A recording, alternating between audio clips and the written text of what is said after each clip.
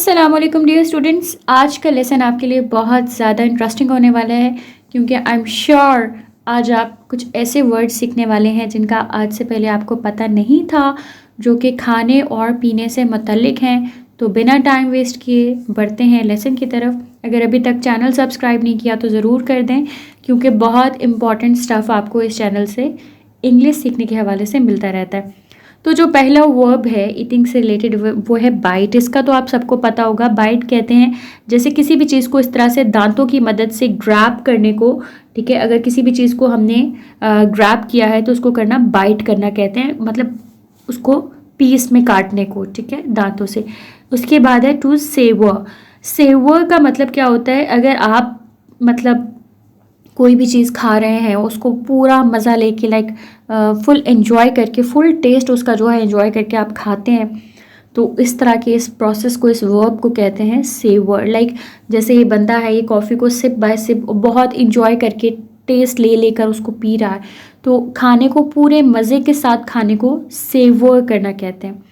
Okay, उसके बाद है स्वेलो। स्वेलो क्या होता है, खाने को निगलने को कहते हैं। ठीक है, जैसे आपने यहाँ से खाना डाला और खाना जो अंदर करते हैं आप, इस निगलने को, निगलना जिसको हम उर्दू में वर्ड होता है हमारे पास निगलना, ठीक है, तो उसको हम क्या कहते हैं, स्वेलो।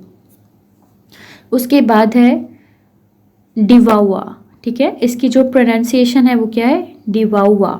सो डिवाउआ क्या होता है, ग्रीडीली, जल्दी जल्दी, क्विकली खाने को। अगर कोई जल्दी जल्दी खा रहा है तो क्या कहेंगे, डिवाउआ। उसके बाद है बोल डाउन। बोल डाउन का मतलब होता है जल्दी जल्दी भी खाना और बड़े बड़े लुक में लेकर खाना। जैसे ये bolted down half of his burger, ठीक है, क्विकली, उसने अपना आधा बर्गर एक ही बाइट में खा लिया, तो ऐसे में हम बोल डाउन का वर्ड यूज़ करते हैं।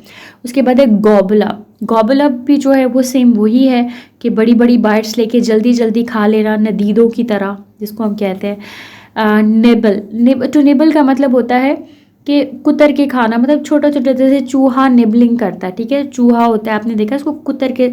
जैसे अगर इसकी मैं एग्जांपल दूं कि शी निबल्ड अ बिस्किट, ठीक है, यानी कि बिस्किट को आपने देखा हो कुछ लोग ऐसे खेल रहे होते हैं, उसके साथ दांतों के साथ थोड़ा थोड़ा तोड़ के खाते हैं। बिल्कुल छोटी छोटी स्मॉल बाइट्स में खाने को निबल करना कहते हैं, कुतर के खाना कहते हैं। उसके बाद है टू मंच और टू क्रंच। मंच या क्रंच का मतलब क्या होता है, किसी चीज़ को चबाना। ठीक है, क्रंच करना या मंच करना। और ज़्यादातर इसकी मंच करने को या क्रंच करने को क्या कहते हैं, जब किसी के चबाने की आवाज़ आपको आ रही हो। ठीक है, और च्यू नॉइजीली, जैसे कोई अपने खाने को इतनी ज़ोर से चबा रहा है कि आपको आवाज़ आ रही है, तो उसको हम च्यू नॉइजीली भी कहते हैं और चॉम्प भी कहते हैं। ठीक है, लाइक आपने देखा होगा फूड पांडा का जो ऐड है उसमें होता है चॉम्प लाइक अ पैंडा। ठीक है, कि पांडा की तरह आप भी चॉम्प करें। हालांकि chomping is not a good habit, आप अपने खाने को साइलेंटली खाना चाहिए, ये सुन्नत भी है। और इसका एक ट्रिक मैं आपको दूंगी, अगर किसी को आदत है आपके जानने वालों में चॉम्पिंग की, कि अगर मुंह बंद करके खाना खाया जाए तो चॉम्पिंग नहीं होती ऑटोमेटिकली, और अगर मुंह खोल के खाना खाएंगे तो क्या होगा, आवाज़ जाती है सबको और वो बहुत बुरा लगता है। So that was about chomping. उसके बाद है गल्प डाउन। अगर आप बहुत बड़ी मिकदार में पानी को अंदर उंडेल ले, घटाघट पी जाएं, तो उसको क्या कहते हैं, गल्प डाउन करना, या खाना भी हो सकता है। उसके बाद है गज़ल। गज़ल का मतलब होता है लालचियों की तरह खाने पे टूट पड़ना। ठीक हो गया।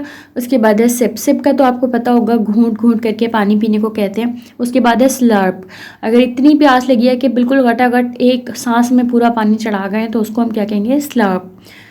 तो होपफुली आज की वीडियो, आज का जो लेसन था वो आपको काफ़ी इंटरेस्टिंग लगा। अगर आप एफए के रेगुलर स्टूडेंट हैं तो दिन के आखिर में आपसे टेस्ट लिया जाएगा ताकि देख सकें कि आपको कितने वर्ब्स या कितने वर्ड्स आपको अच्छे से याद थे और कितने भूल गए।